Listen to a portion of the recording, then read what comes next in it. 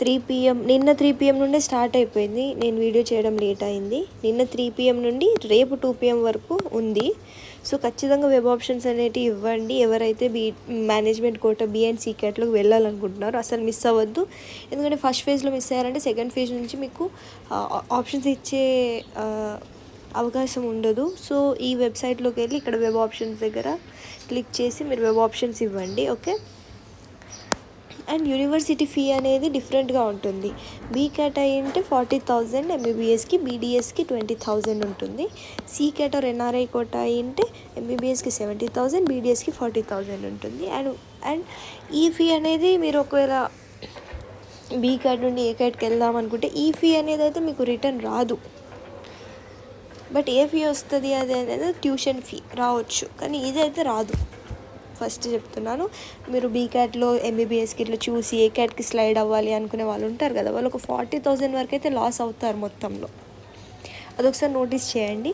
And tuition fee ఎక్కడ కట్టాలి అంటే respective dental or medical colleges మీరు ఎక్కడ సీట్ తీసుకుంటే అక్కడ కట్టాలి.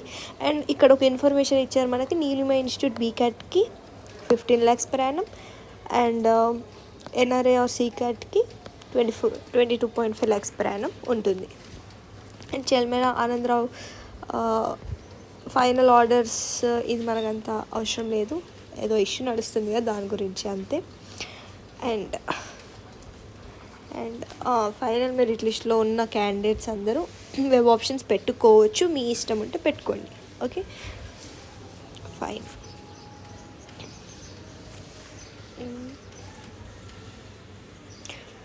ఒకవేళ ఫేజ్ 1లో మీకు ఒక సీట్ వచ్చింది, పోయి రిపోర్ట్ చేయాలి, తర్వాత అప్గ్రేడ్ చేసుకోవాలి. ఒకవేళ జాయిన్ అవ్వలేదు అంటే మీరు రౌండ్ 2కి ఎలిజిబుల్ కాదు, will be out of counselling.